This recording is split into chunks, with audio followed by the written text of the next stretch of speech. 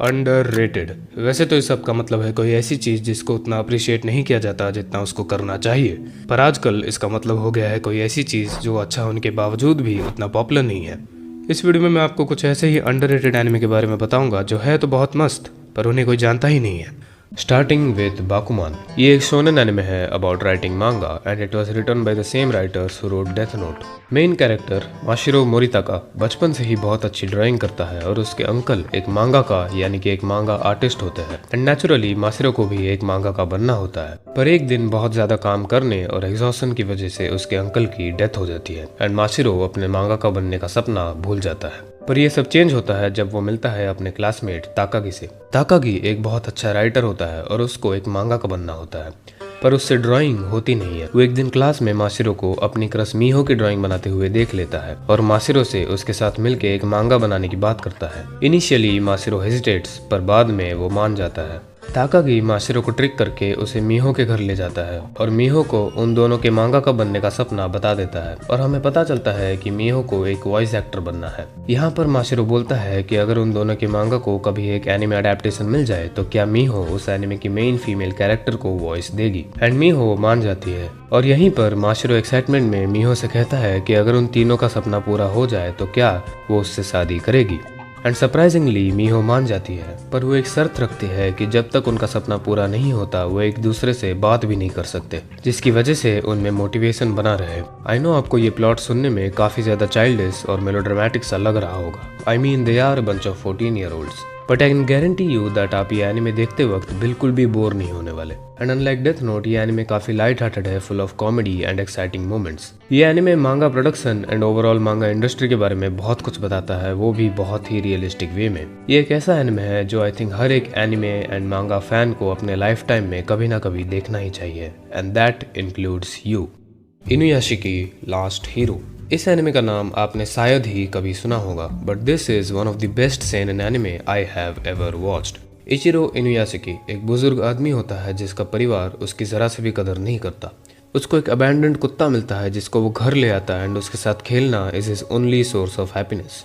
अगले दिन इचिरो को पता चलता है कि उसको स्टोमक कैंसर है और उसके पास जीने के लिए बस 3 महीने हैं। ऑल डिप्रेस्ड वो अपने डॉग को लेकर एक सुनसान पार्क चला जाता है जहां पर उसको एक अननोन टीनेज लड़का दिखता है but suddenly UFO appears out of nowhere और एक जोरदार एक्सप्लोजन होता है। अगले दिन जब इचिरो उठता है ही रियलाइजेस दैट उसकी बॉडी अंदर से एक हाईली एडवांस्ड रोबोट बन चुकी है और उसके सारे फिजिकल डिसेबिलिटीज ठीक हो गए हैं। इचिरो डिसाइड करता है कि वो अपनी बाकी की जिंदगी इन पावर्स को यूज करके अच्छे काम करेगा और लोगों की जान बचाएगा। हाउएवर हीरो शिशिगामी जो टीनेजर एक्सप्लोजन के टाइम उसके साथ था वो भी अंदर से एक रोबोट बन गया होता है बट अनलाइक इचिरो हीरो एक साइकोपाथ निकलता है जो इन शक्तियों का गलत इस्तेमाल करता है। वो अपने मजे एंड पर्सनल रीजंस के लिए लोगों का मर्डर करता है। वो देखते ही देखते पूरे देश का सबसे वांटेड क्रिमिनल बन जाता है पर पुलिस उसको रोकने के लिए कुछ नहीं कर पाती। ये सीरीज फॉलो करता है 2 लड़कों को जिन्होंने कभी एक सेम एक्सपीरियंस शेयर किया था but their paths are destined to collide. Although आपको इसका सीजीआई बहुत बेकार लग सकता है पर इसकी स्टोरी बहुत अच्छी है, फुल ऑफ सस्पेंस और ये एनिमे कैरेक्टर्स की इमोशंस को बहुत अच्छे से कन्वे कर पाता है and you should definitely give this anime a try. Odd Taxi. ये एक मिस्ट्री क्राइम थ्रिलर एनिमे है which follows a middle aged unmarried taxi driver Hiroshi Odokawa जिसके पेरेंट्स ने उसे बचपन में ही अबैंडन कर दिया था एंड एज ए रिजल्ट वो लोगों से इतना ज्यादा इंटरेक्ट नहीं करता बट क्योंकि वो एक टैक्सी ड्राइवर है तो उसे ऑब्वियसली अपने कस्टमर्स के साथ बातचीत करनी पड़ती है। उसकी लाइफ वैसे तो काफी नॉर्मल और बोरिंग होती है बट वो अपने टैक्सी में कुछ ऐसे लोगों से मिलता है जिसकी वजह से एक चेन ऑफ इवेंट्स उसकी लाइफ को पूरी तरह बदल के रख देती है। एक रात एक टीनेज लड़की लापता हो जाती है और पुलिस क्लूज फाइंड करते हुए ओदोकावा के पास आ पहुंचती है और अब वो पुलिस और कुछ याकुजा मेंबर्स के बीच फंस जाता है। इस एनिमे के अपीयरेंस पर बिल्कुल भी मत जाना। दिखने में ये आपको एक फरी कावाई एनिमे लग रहा होगा बट ये एक बहुत ही सीरियस मिस्ट्री थ्रिलर है। ये एनिमे बहुत सारे कैरेक्टर्स की स्टोरीज दिखाता है और छोटे मोटे क्लूज छोड़ता है जो जैसे जैसे शो आगे बढ़ता है इंटरकनेक्ट होने लगते हैं and it all starts to make sense. Anime medium की एक टेंडेंसी है चीज़ों को एग्जैजुरेट करने की पर ये एनिमे ऐसा बिल्कुल भी नहीं करता। ये एक बहुत ही डायलॉग हैवी शो है जिसका हर एक डायलॉग बहुत इंपॉर्टेंट है with very realistic scenes without any exaggeration whatsoever. Like imagine Death Note but without any fancy scenes. ये एनिमे सबके लिए तो नहीं है बट इसकी स्टोरी बहुत ज़्यादा अच्छी है and I highly recommend you watch this anime. Doctor Stone is one of the best anime I have ever watched and you should watch it too. Starting में ये एनिमे बेस्ड होता है modern world में पर suddenly एक green colour की light सारे के सारे ह्यूमंस को पत्थर में बदल देती है हजारों साल बीत जाते हैं और ह्यूमन सिविलाइजेशन पूरी तरह से खत्म हो जाती है एंड नेचर टेक्स ओवर। कुछ 3,500 साल बाद हमारा मेन कैरेक्टर सेंको पत्थर से बाहर निकलता है और वो बहुत ही ज्यादा इंटेलिजेंट और नॉलेजेबल होता है, specially in the field of science. Senco अपने मिशन पर निकल पड़ता है ह्यूमन सिविलाइजेशन को फिर से रिवाइव करने के लिए, और उसके इस जर्नी में उसको बहुत सारे डिफरेंट और इंटरेस्टिंग चैलेंजेस फेस करना पड़ता है। ये एनिमे बहुत फनी है and it is full of suspense. Anime में सेंको बहुत सारे साइंटिफिक प्रिंसिपल्स को बहुत ही प्रैक्टिकल वे में यूज करता है, जिसको देखने में आपको बहुत ही ज्यादा मजा आएगा। मैंने डॉक्टर स्टोन के ऊपर एक डिटेल्ड रिव्यू भी बनाई है, आप चाहे तो देख सकते हो। और अगर आपको साइंस में जरा सा भी इंटरेस्ट है तो आपको ये एनिमे जरूर देखना चाहिए। Frieren Beyond Journey's End. Now before तुम मुझे गाली दो कि ये तो भाई माय एनिमे लिस्ट के टॉप पे है, इसको अंडररेटेड कैसे बोल दिया। I want to ask you, have you watched it? If you have, how many of your anime watching friends have watched it? ये कहानी है फ्रीरन की, एक एल्वन मेज जो द पार्टी ऑफ हीरोज की मेंबर थी, जिन्होंने 10 साल की लंबी यात्रा के बाद डीमन किंग को हराया and restored harmony in the world. पर फ्रीरन के लिए ये 10 साल पलक झपकते ही निकल गए। फ्रीरन एक एल्फ है, उसकी लाइफ स्पैन इतनी लंबी है कि लोग एल्फ्स को इमॉर्टल कहते हैं। उसके लिए ये 10 साल हमारे एक हफ्ते बराबर है, बट उसकी पार्टी के बाकी 3 मेंबर्स के लिए नहीं। डीमन किंग को मरे हुए 50 साल बीत जाते हैं और फ्रीरन के सारे दोस्त बूढ़े हो जाते हैं, बट फ्रीरन बिल्कुल वैसी की वैसी ही होती है। उसके पार्टी के मेंबर्स बुढ़ापे के कारण एक एक करके मर जाते हैं। फ्रीरन के लिए ये एक नॉर्मल चीज है, उसने बचपन से ही लोगों को अपने सामने बड़े होकर मरते हुए देखा है। पर एक कैरेक्टर फ्रीरन की लाइफ पर एक इम्पैक्ट छोड़ जाता है। फ्रीरन कुछ नए कैरेक्टर्स के साथ एक नए एडवेंचर पर निकलती है, और इस एडवेंचर के साथ साथ हमें फ्लैशबैक्स दिखाए जाते हैं उसके उस 10 साल के जर्नी के। इस एनिमे में आपको बहुत ही सुंदर एनिमेशन और बहुत ही बढ़िया फाइट सीन्स देखने को मिलेंगे, but what makes it so good is it's background music.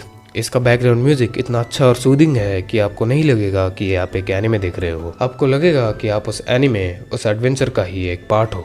I highly recommend you watch this anime, और अगर आप ये एनिमे देखोगे then I can guarantee you that it will change you for the better.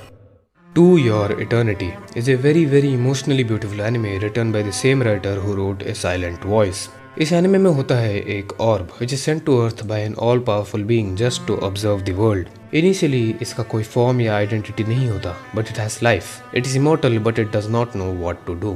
ये जिस भी चीज़ को encounter करता है उसका रूप धारण कर लेता है, be it living or non-living, but only under certain circumstances जो मैं स्पॉइल नहीं करना चाहता। This anime has the most emotionally exhausting first episode I have ever seen. Series में लेटर ऑन एक व्यक्ति इस ऑर्ब का नाम फुशी रखती है। एनिमे में फुशी जगह जगह जाता है और इस वर्ल्ड को ऑब्जर्व करता है। वो अलग लोगों से मिलता है, वो उनसे इस दुनिया के बारे में सीखता है, और आप उन कैरेक्टर्स से इमोशनली कनेक्ट करने लगते हो। कहने को तो ये भी एक एंथोलॉजी सीरीज है जिसमें हर सेटअप की स्टोरी 5 से 6 एपिसोड तक चलती है, but they are all interconnected and the story builds up a background plot जो लेटर ऑन इसका मेन प्लॉट बन सकता है। इस एनिमे का animation, art style, background music, fights and most importantly characters बहुत ही ज्यादा मस्त है। आई वुड से आप इसका बस पहला एपिसोड देखो and the rest is up to you.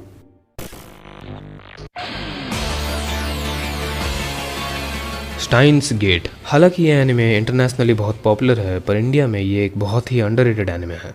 ये एक science fiction mystery thriller anime है about time travel. The story follows Rintaro Okabe, a self proclaimed mad scientist जो अपने अपार्टमेंट में अपने दोस्तों के साथ फ्यूचर गैजेट लैबोरेटरी चलाता है, जिसमें वो रैंडम एक्सपेरिमेंट्स करता है और गैजेट्स बनाता है। एक दिन टाइम ट्रैवल के ऊपर एक कॉन्फ्रेंस अटेंड करते टाइम उसको एक न्यूरोसाइंस रिसर्चर कुरिसो माकिसे की लाश मिलती है। वो इसके बारे में अपने दोस्त को एक टेक्स्ट मैसेज भेजता है, पर बाद में ओकाबे को पता चलता है कि कुरिसो तो अभी भी जिंदा है, और जो मैसेज उसने भेजा था वो उसके दोस्त के फोन में उसके भेजने से पहले ही पहुंच गई। बाद में उसको पता चलता है कि ये सब उनके एक एक्सपेरिमेंटल गैजेट से लिंक्ड है जिसमें वो पास्ट में टेक्स्ट मैसेजेस भेजने की कोशिश कर रहे थे। पर जैसे जैसे वो और रिसर्च करते हैं तो उनको पता चलता है कि ये सब यूरोप के सबसे बड़े न्यूक्लियर रिसर्च ऑर्गेनाइजेशन सर्न से लिंक्ड है। जैसे जैसे वो इस टाइम ट्रैवल के रैबिट होल में घुसते जाते हैं उनकी मुसीबतें बढ़ती जाती है। ये एनिमे टाइम ट्रैवल एंड उसके रिलेटेड इश्यूज को बहुत ही रियलिस्टिक वे में अप्रोच करता है। आपको इस एनिमे के स्टार्टिंग के कुछ एपिसोड्स बहुत ही बोरिंग लग सकते हैं, but trust me it gets better. और अगर आपको इसके वॉच ऑर्डर के बारे में जरा सी भी कंफ्यूजन है तो नीचे कमेंट कर देना एंड रिप्लाई में मैं एक्सप्लेन कर दूंगा। ये एनिमे अपनी मिस्ट्री एलिमेंट को बहुत ही बढ़िया तरीके से यूज करता है with the help of its suspenseful sound track. And please watch this show in original Japanese with English subtitles, वरना आपको इस शो का असली फील नहीं आने वाला और आप बहुत सी चीजें मिस कर दोगे। ये एनिमे मेरे टॉप 5 फेवरेट एनिमे में आता है और विदाउट ए सिंगल डाउट ये दुनिया का बेस्ट टाइम ट्रैवल एनिमे है। Summer Time rendering.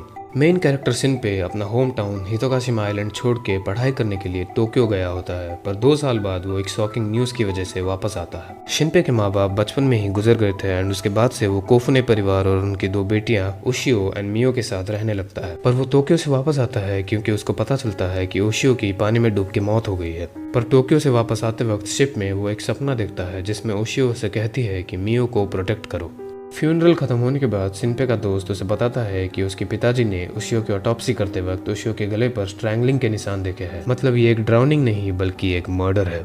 इसके बाद बहुत सारे इवेंट्स होते हैं और हमें पता चलता है कि इस आइलैंड पे शैडोज है। शैडोज बेसिकली किसी व्यक्ति की एक एग्जैक्ट कॉपी है, but they are way more powerful than humans. First episode के एंड में शिनपे मारा जाता है and he wakes up again in the ship जिससे वो अपने होम टाउन वापस आ रहा था, यानी कि टाइम ट्रैवल। इस एनिमे के स्टार्टिंग के कुछ एपिसोड्स में अच्छी खासी फैन सर्विस देखने को मिल जाएगी, बट इसका मेन फोकस इसकी स्टोरी और मिस्ट्री एलिमेंट है।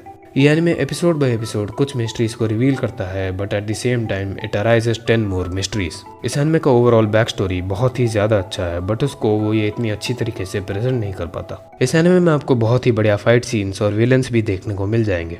ये एनिमे एक टाइम पे थोड़ा सा रेपिटेटिव हो जाता है, बट पर्सनली मुझे तो ये एनिमे बहुत अच्छा लगा and I highly recommend that you watch this anime. Parasite the Maxim is one of the most underrated seinen anime out there. Anime में एक दिन अचानक से आसमान से पैरासिटिक एलियन वर्म्स नीचे गिरते हैं जिनका एम है अपने होस्ट के ब्रेन को टेक ओवर करना और अपने होस्ट के स्पीसीज के दूसरे इंडिविजुअल्स को मार के खाना। एक दिन मेन कैरेक्टर शिनिची सो रहा होता है और एक पैरासाइट उसके नाक के अंदर घुसने की कोशिश करता है, पर शिनिची उसे छींक मार के बाहर निकाल देता है। पर फिर वो पैरासाइट शिनिची के राइट हैंड के थ्रू जाने की कोशिश करता है, पर शिनिची उसे किसी तरह रोक लेता है और वो पैरासाइट उसके राइट हैंड में ही रह जाता है। शिनिची उसे मेगी बुलाने लगता है because Maggi means right in Japanese. पर जो सक्सेसफुल पैरासाइट्स होते हैं उनका और एक गोल होता है अनसक्सेसफुल पैरासाइट्स एंड उनके होस्ट्स को मार देना, जिसकी वजह से शिनिची और मेगी को बहुत सारे प्रॉब्लम्स फेस करना पड़ता है। एंड ये एक सेनेन एनिमे है, मतलब आपको इसमें बहुत ही डीप साइकोलॉजिकल व्यू पॉइंट्स देखने को मिलेंगे, लाइक पैरासाइट्स और ह्यूमंस का ट्रू नेचर, कैसे पैरासाइट्स इस दुनिया को देखते हैं और कैसे ह्यूमंस बहुत ग्रीडी होते हैं और अपने आप को सुपीरियर क्रिएचर्स मानते हैं एक्सेट्रा। एनिमे में आपको अच्छे खासे फाइट सीन्स, बढ़िया बैकग्राउंड म्यूजिक और बहुत ही बढ़िया कैरेक्टर डेवलपमेंट देखने को मिलेगा। अगर आपको सेनेन डेमोग्राफिक पसंद है then you should definitely check this anime out. Dororo is an anime adapted from a very old manga written by the godfather of manga, Osamu Tezuka himself. ये एक बहुत ही डार्क सेनेन एनिमे है जिसका प्लॉट कुछ ऐसा है कि जापान के एक किंगडम में सूखा पड़ा होता है, लोग भूख के मारे मर रहे होते हैं और वहाँ की हालत बहुत ही बुरी होती है। इसे ठीक करने के लिए वहाँ का किंग दाइगो 12 डीमंस के साथ एक कॉन्ट्रैक्ट बनाता है, जिसके बदले में डीमंस दाइगो के खुद के न्यूली बॉर्न बच्चे के बॉडी पार्ट्स खा जाते हैं, पर फिर भी वो मरता नहीं है। इस इंसिडेंट के बाद 15-16 साल का टाइम स्किप होता है और वो बच्चा बड़ा हो जाता है और उसका नाम होता है याक्कीमारू। याक्कीमारू जितने डीमंस को मारेगा उसको उतने ही बॉडी पार्ट्स वापस मिलेंगे और उसके इस सफ़र में उसे एक छोटा सा अनाथ बच्चा मिलता है जिसका नाम होता है डोरोरो। एनिमे की पूरी कहानी याक्कीमारू और डोरोरो के इस सफ़र पर बेस्ड है और इसमें हमें दिखाया जाता है कि याक्कीमारू के बॉडी पार्ट्स वापस लाने की कोशिशों की वजह से कैसे दूसरे लोगों की लाइफ पर इम्पैक्ट पड़ता है। मैंने इसके ऊपर एक डिटेल रिव्यू भी बनाया है, आप चाहे तो देख सकते हो। ये एनिमे बहुत ही ज़्यादा अच्छा है और आपको ये एनिमे ज़रूर देखना चाहिए। मैं इस लिस्ट में और भी बहुत सारे एनिमे इंक्लूड करने वाला था जो तुम लोग ने पार्ट 1 के कमेंट्स में बोला था, but again this is a top 10 recommendation. अगर इस वीडियो को 10,000 व्यूज भी मिल जाए तो मैं डेफिनेटली इस सीरीज का पार्ट 3 भी लाऊंगा। I hope you like the video और the recommendations. Please like, share and subscribe if you did. So see you next time. तब तक के लिए सायोनारा।